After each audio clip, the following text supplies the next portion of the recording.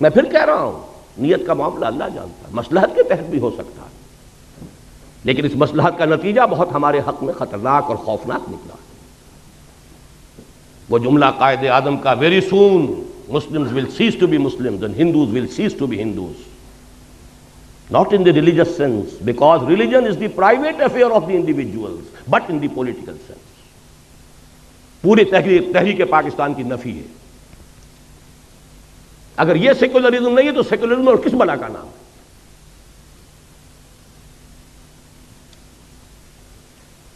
12 مارچ سن 1949 کو جا کر قرارداد مقاصد بڑے رد و قدا، بڑے ہی لیت و لال اور بڑے ہی بادل داخواستہ منظور ہوئی، لیکن اس سے پہلے بہت سی اوس پڑ چکی تھی، جذبات ٹھنڈے پڑ چکے تھے۔ جس طور سے پاس ہوئی ہے وہ بھی لوگوں کو معلوم تھا کہ یہ انکہنی کہی گئی ہے۔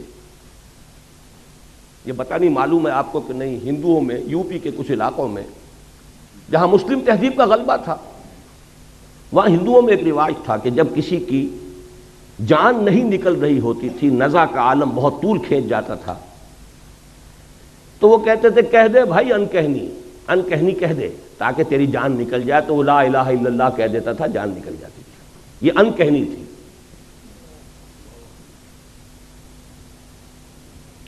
لیکن اس کا جو دوسرا بہت بڑا نتیجہ نکلا، پہلی بات تو یہ ہے نتیجے کے اعتبار سے یہ بہت بڑا نتیجہ ہے، لیکن دوسرا کانسٹیٹیوشنل جو ہمارا مسئلہ ہے اس کے اعتبار سے جو عظیم نتیجہ اس کا برآمد ہوا، ویسٹرن ڈیموکریٹک نارمز، پرنسپلز، اصول کیا ہے؟ ان اصولوں پر پاکستان کے لیے کوئی دستور بنانا متحدہ پاکستان کے لیے ناممکن تھا۔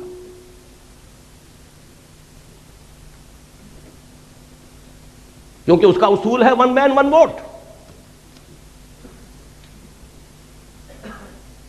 یہ تو اس کا وہ اصول ہے جس کو کسی شکل میں آپ کنٹروین نہیں کر سکتے۔ کس کو ڈس انفرنچائز کریں گے، کس کا حق جو ہے غصب کریں گے؟ اور حال یہاں یہ تھا کہ فار آل پریکٹیکل پرپزز مغربی پاکستان گویا کہ اصل پاکستان، رقبہ دیکھیے، ترقی کے امکانات دیکھیے، ذرائع و وسائل دیکھیے، اور عالم اسلام کے ساتھ مسلسل ہونا، متصل ہونا دیکھیے، تو اصل پاکستان، پرائمری پاکستان یہ بنتا ہے۔ مشرقی پاکستان تو ایک جزیرہ تھا، ادھر برما ہے، ادھر بھارت ہے، رقبہ محدود، آبادی بے انتہا، لیکن آبادی وہاں زیادہ یہاں کم۔ ایکویشن ہو کیا؟ نتیجہ یہ ہے کہ 12 مارچ سن 49 کو جب قرارداد مقاصد پاس ہوئی ہے تو ساتھ ہی ایک بیسک پرنسپلز کمیٹی بنا دی گئی کہ اب جو دستور ہمیں بنانا ہے اس ملک کا، اس کے بنیادی اصول کیا ہوں گے۔ اس کی پہلی رپورٹ آئی ہے ستمبر سن 50 میں، 1.5 سال بعد۔ اس میں چونکہ 2 ہاؤسز، اس پہ 2 اعتراضات ہوئے۔ ایک اعتراض تو یہ ہوا کہ اس میں اسلام کا اب سرے سے ذکر نہیں تھا، گویا کہ قرارداد مقاصد کی حیثیت تو ایسی تھی جیسے سینما کا افتتاح کرنے کے لیے تلاوت قرآن کرا دیا، باقی اصل دستور جو بننا تھا اس میں اسلام کا سرے سے کوئی تذکرہ نہیں۔ لہذا ایک تو اس کی وجہ سے وہ اوس پر اوس اور پڑ گئی کہ یہ قرارداد مقاصد پاس کر کے بھی نیت ان کی نہیں ہے اسلام کی طرف آنے کی۔ دوسرے یہ کہ وہاں 2 ہاؤسز جو ہے تجویز کیے گئے، اور اپر ہاؤس میں ہر صوبے کو مساوی جو بھی عام اصول ہے، مشرقی پاکستان کے لوگوں نے کہا کہ نہیں، اس طرح تم ہمیں اقلیت میں تبدیل کر رہے ہو۔ اپر ہاؤس میں تو پھر 5واں حصہ ہے ان کا، وہاں تو آبادی کا حساب ہے نہیں، وہ ختم ہوئی۔ اس کے بعد دوبارہ پھر یہ جا کر دسمبر سن 52 میں بیسک پرنسپل کمیٹی رپورٹ پھر آئی، اس میں پیریٹی کی گئی، دونوں ہاؤسز کے اندر مشرقی پاکستان مغربی پاکستان کے ممبر برابر ہوں گے، اور مغربی پاکستان میں پھر پروپورشنل تمام صوبوں میں آبادی کے پروپورشنل تقسیم ہو جائے گی۔ مشرقی پاکستان کے لوگوں نے پھر کہا کہ ہماری حق تلفی ہے۔ اب اگر آپ چلنا چاہتے ہیں ویسٹرن ڈیموکریسی پر، یہ جو توق پڑ گیا ہمارے گلے میں ویسٹرن ڈیموکریسی کا، ایک طرف تو سارا جذبہ ختم، دین کی بات ختم، پوری تحریک کا صغرا کبرا ختم، اور دوسری طرف یہ توق جو ہے یہ جس کی وجہ سے کوئی دستور بن ہی نہیں سکتا۔ اور سب سے بڑا مسئلہ یہ تھا کہ اگر ون مین ون ووٹ ہو تو ترازو ہاتھ میں جاتی ہے ہندو کے۔ 1 کروڑ جو ہندو وہاں تھا، جو زیادہ بیدار، زیادہ منظم، زیادہ سرمایہ دار، زیادہ تعلیم یافتہ، وہ تو اسلامیات پڑھاتے تھے، اسکولوں اور کالجوں میں اسلامیات پڑھانے والے ہندو ٹیچر تھے، جیسے آج امریکہ میں اسلامیات پڑھانے والے بڑی یونیورسٹیوں میں یہودی ہیں، وہ میکگل ہو یا کوئی ہو، جا کر یہودیوں سے پڑھ کر آتے ہیں۔ ڈاکٹر فضل الرحمان صاحب بھی یہودیوں سے پڑھ کر آئے تھے۔ اسی طرح وہاں ہندو تھے، بیدار زیادہ، منظم زیادہ، تعلیم یافتہ زیادہ، سرمایہ دار زیادہ۔ تو گویا کہ اگر ون مین ون ووٹ ہو تو ساری ترازو اس کے ہاتھ میں، کاسٹنگ ووٹ اس کا ہے، ویٹو اس کا کہیے۔ یہ وجہ ہے کہ اس ملک کا کوئی دستور نہیں بن سکا۔ 26 برس گزرے ہیں کہ اس ملک کا کوئی دستور نہیں بنا۔ یہ خلا آخر نتیجے پیدا کرتا ہے کہ نہیں کرتا؟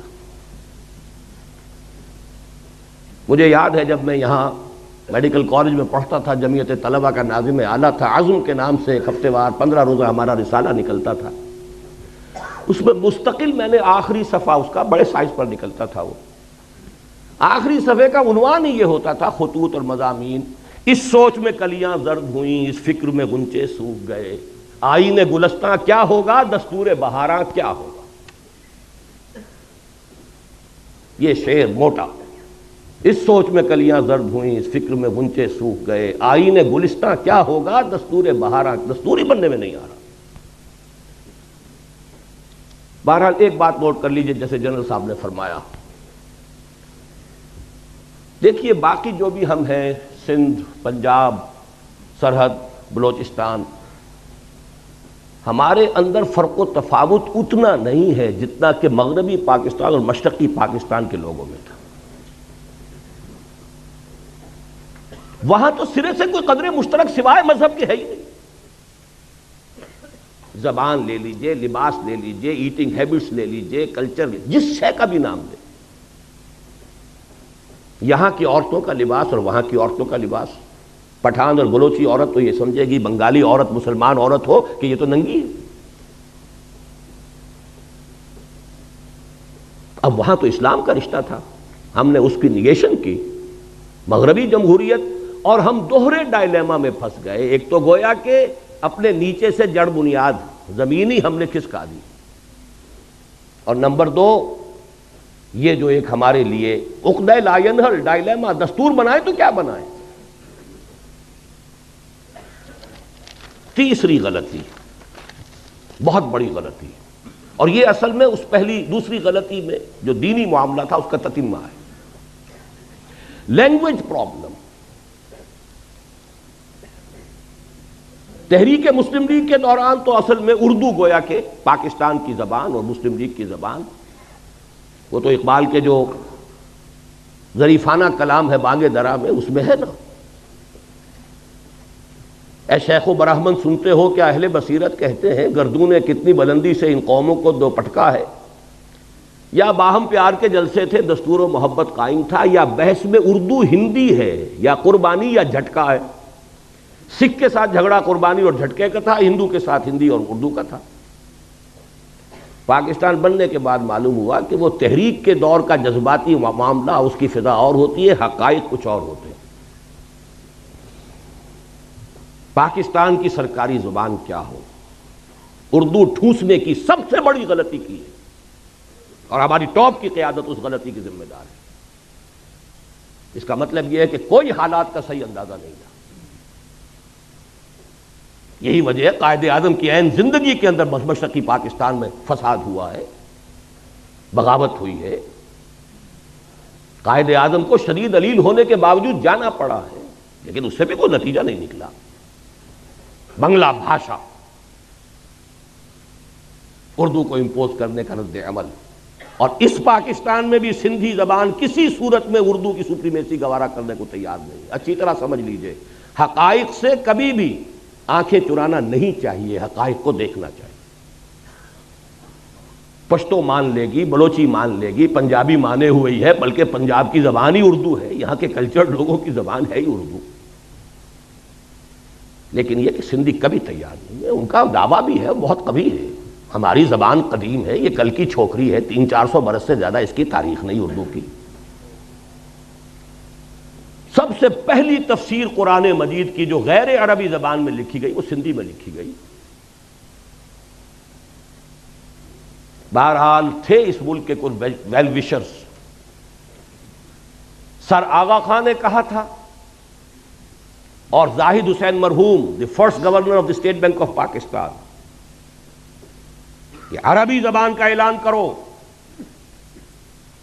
اور زیادہ سے زیادہ عربی کی تعلیم کمپلسری کر دی جاتی تو میکسیمم 20 برس میں اگر انگریزی یہاں اتنی ہم نے سیکھ لی کہ انگریزوں کو پڑھا دیں تو کیا عربی نہیں سیکھ سکتے تھے؟ وہ تو بالکل الٹی زبان، وہ بائیں طرف سے لکھنے والی لیفٹسٹ زبان، ہماری زبان رائٹسٹ زبان، ہماری الف با تا عربی کی، فارسی کی، سب کی ایک، اردو کی بھی وہی ہے، پنجابی بھی اسی میں لکھی جائے، وہی الفابیٹس ہیں۔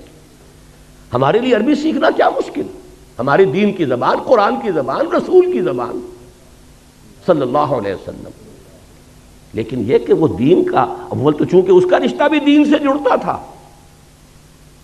اور دین ہی سے تو فرار ہو رہا تھا، دین کو تو صرف انفرادی معاملہ بنانا پیش نظر تھا، دین کو اجتماعی معاملہ بنانا پیش نظر تھا ہی نہیں، تو عربی زبان کیسے مان لے؟ میں نے دیکھا ہے، جب میں نے چند سال پہلے اندرون سندھ کا دورہ کیا، مجھے کتاب ایک دی گئی تھی جو اسی زمانے میں سندھی ایک اسکالر کی شائع کردہ تھی کہ عربی کو بناؤ، عربی کو ہم لینے کے لیے تیار ہیں۔ بہرحال عربی ہوتی تو پنجابی بھی پڑھتا، اردو والا بھی پڑھتا، سندھی بھی پڑھتا، سب کو نئی زبان سیکھنی پڑتی نا۔ یہ تو نہیں تھا کہ اردو سپیکنگ جو ہے اسے تو گویا کہ بہت ہی ایک ترجیح حاصل ہو گئی، اس کی مادری زبان میں پڑھایا جا رہا ہے، وہ تو آگے جائے گا ہی، اس کے نمبر زیادہ آئیں گے ہی، اس کی ڈویژن بہتر ہوگی، اس لیے سندھی اڑ گیا، یہ ہینڈی کیپ رہ جائے گا میرا بچہ، اور سب سے پہلے بنگالی کھڑا ہو گیا۔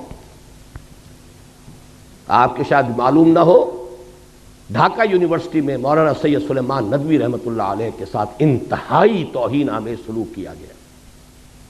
انہوں نے صرف ایک بات کہہ دی تھی، وہاں علمی انداز میں، اسکالر تھے، ہسٹورین تھے، کہ 200 سال قبل، اب یہ جمع کر لیجئے مزید 50 سال جو بیت گئے تو 250 سال اب کے حساب سے ہوں گے، 200 سال قبل بنگلہ زبان بھی اسی الف باتا میں لکھی جاتی تھی، اسکرپٹ یہی تھا۔ یہ تو بعد میں جب اس کو اسکرپٹ بدل دیا گیا ہے تو یہ زبان علیحدہ ہو گئی، ہم پڑھ ہی نہیں سکتے اسے، ورنہ بنگلہ بھاشا بھی الف باتا کے حوالے سے لکھی جائے تو اس کا بھی 75% ہمارے لیے قابل فہم ہے، وہ اجنبیت رہے نا، وہ دوری رہے نا، لیکن انہیں مجبور کیا گیا اپنے الفاظ واپس لو، تب نکلنے دیا گیا تحریری۔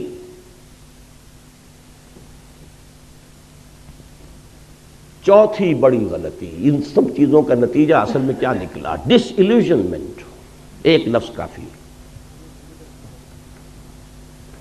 یہ کہاں کا اسلام تھا؟ یہ جا کدھر رہے ہیں؟ ملک بنا کیوں تھا؟ میں بھی مانتا ہوں جو کہا جنرل صاحب نے، ایوریج مغربی پاکستانی کے مقابلے میں ایوریج مشرقی پاکستانی زیادہ مذہبی آدمی،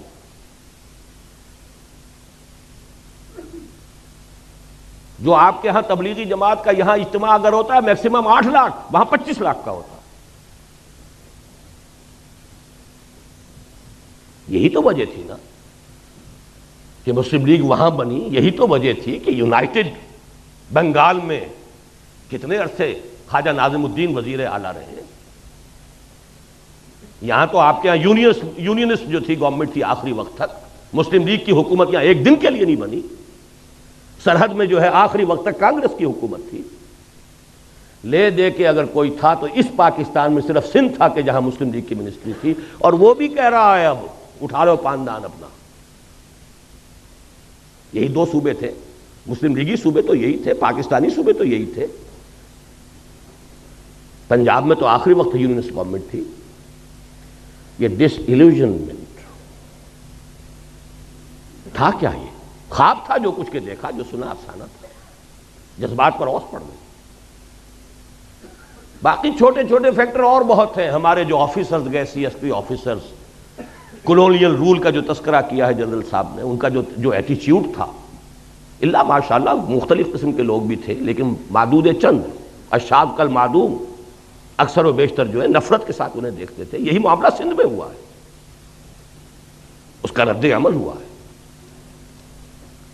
بہرحال اس کے اوپر جلتی پر جس کو کہتے ہیں تیل، وہ مارشل لا۔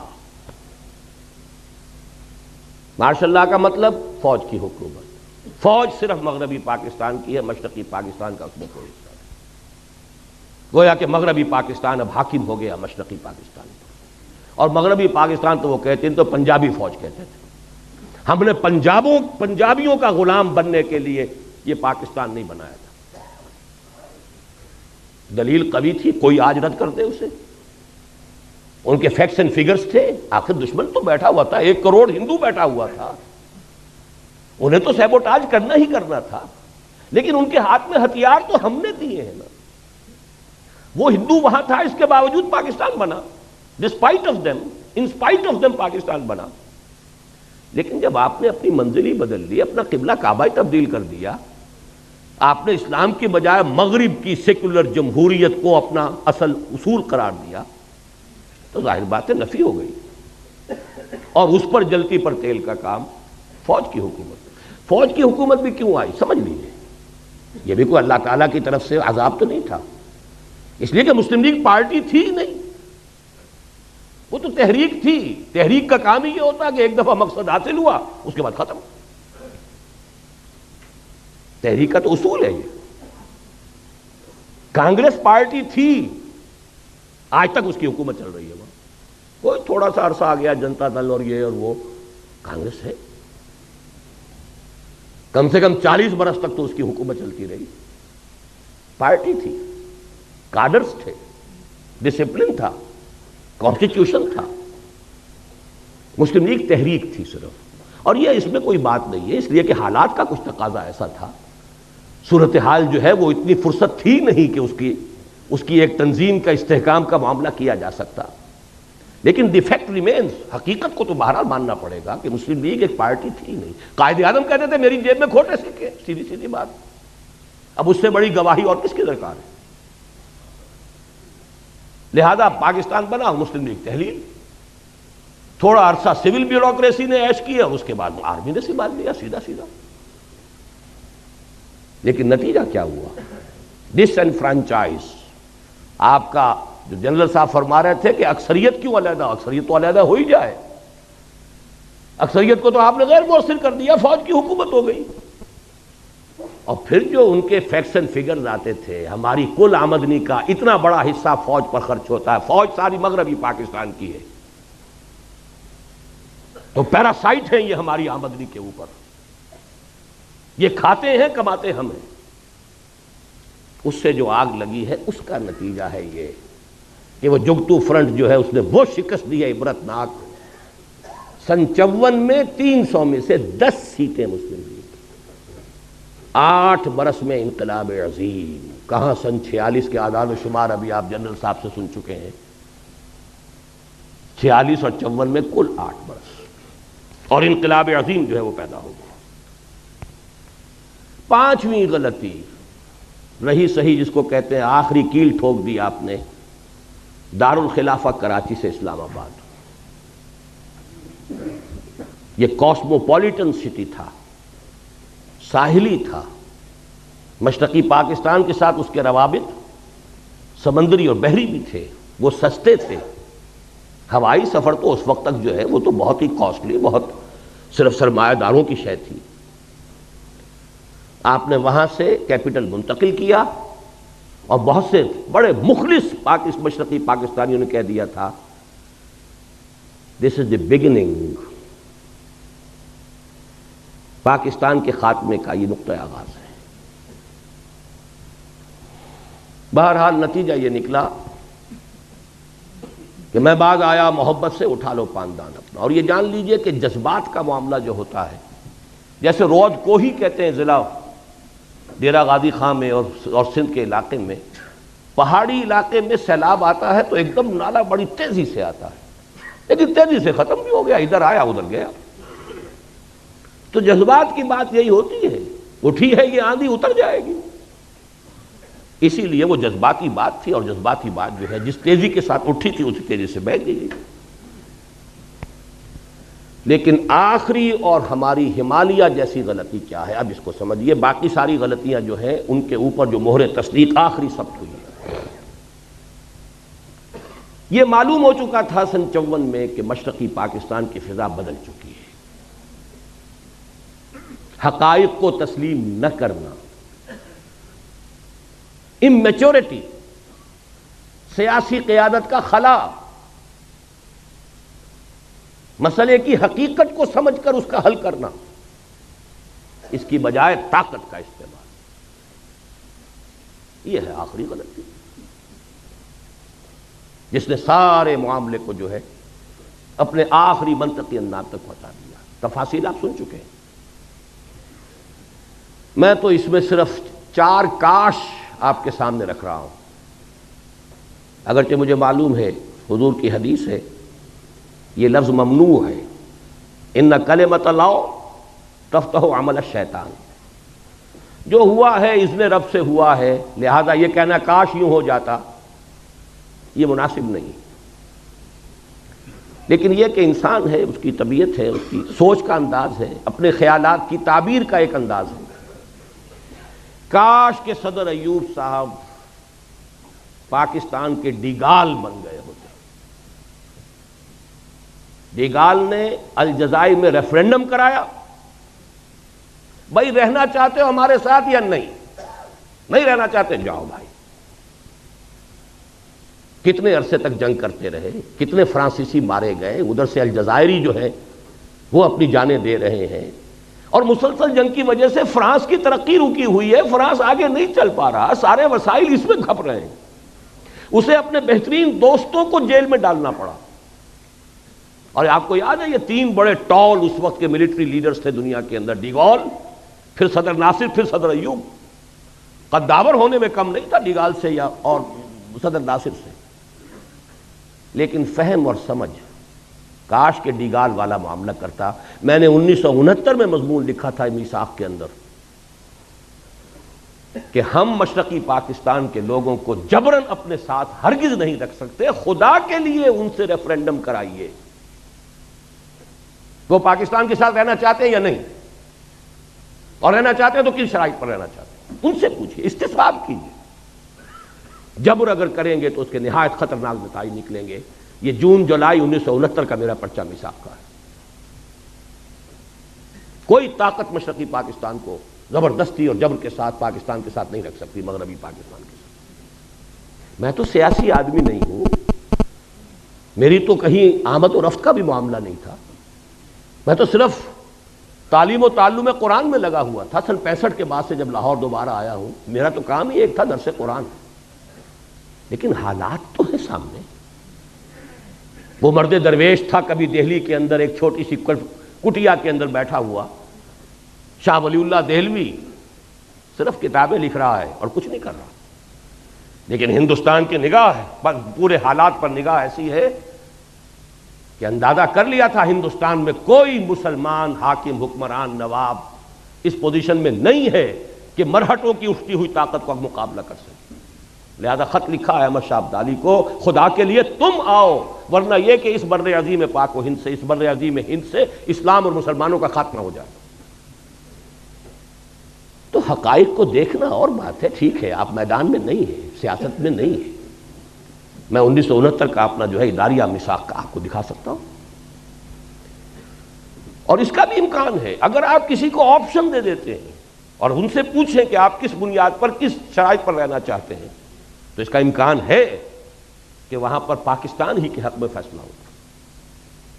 یعنی آپ نے تو آپشن دیا ہی نہیں. اور اگر نہ بھی ہوتا تو ٹھیک ہے، ٹیبل پر بیٹھ کر معاملہ طے کر لو بھائی، سیپریشن ہو جائے.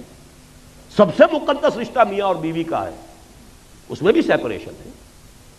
چاہے ابغض الحلال ہے، حلال میں سب سے زیادہ، حرام میں ابغض الحرام، حرام میں سب سے زیادہ ناپسندیدہ شے، لیکن ہے، جائز ہے.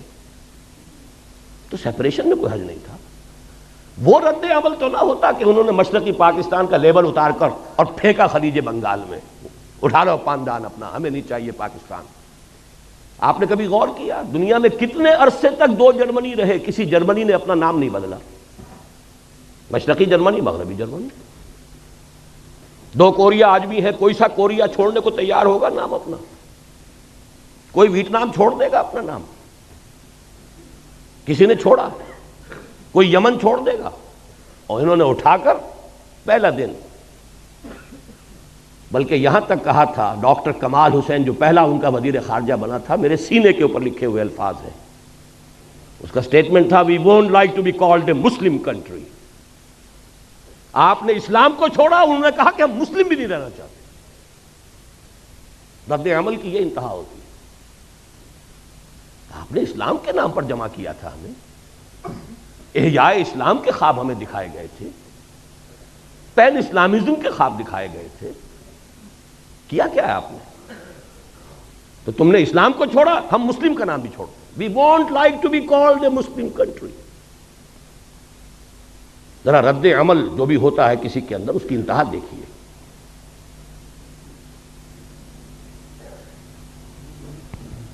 دوسرا کاش کیا ہے؟ کاش کہ نام نہاد ہمارے ہاں کے جمہوریت نواز، مغربی جمہوریت کے پرستار، اور وہ صرف دولتانہ کے قبیل کے لوگ نہیں، تمام مذہبی جماعتیں بھی، انہوں نے اسی مغربی جمہوریت کے نام پر مجبور کر کے ایوب خان سے اگرتلہ کیس ختم کروایا. کاش کہ وہ یہ حرکت نہ کرتے. کاش ہی کہہ سکتا ہوں، کیا کہہ سکتا ہوں. کیا امامان سیاست، کیا کلیسا کے شیوخ، سب کو دیوانہ بنا سکتی ہے میری ایک ہوں. یہ ابلیس کا چکر کہ ہم نے خود شاہی کو پہنایا ہے جمہوری لباس، جب ذرا آدم ہوا ہے خود شناس و خود نگر. اور اس شیطان اور ابلیس کی ہو میں ہماری سب مذہبی جماعتیں جمہوریت جمہوریت جمہوریت، اور اس جمہوریت کا اس طرح اتنا شور. اگرتلہ سازش کیس ختم، مجیب ہیرو بن کر نکلا. کاش کہ ایسا نہ ہوا. کاش، تیسرا کاش حالات جتنے بھی بگڑے تھے، جتنی بھی خرابی تھی، جو بھی صورت ہوئی ہے، بھٹو کا اس میں رول، مجیب کا رول، یہ شخصیتیں پھر کاؤنٹ کرتی ہیں، اس میں کوئی شک نہیں. وہ تو یہ ہے کہ حمود الرحمان کمیشن اس کی رپورٹ سامنے آئے تو پتہ چلے کس کا کیا رول ہے. کاش، میں صرف کہہ رہا ہوں، یحییٰ خان نے جب معاملہ کیا تھا، الیکشن کا اعلان کیا ہے، کاش کہ وہ مغربی پاکستان کا 1 یونٹ ختم نہ کرتا.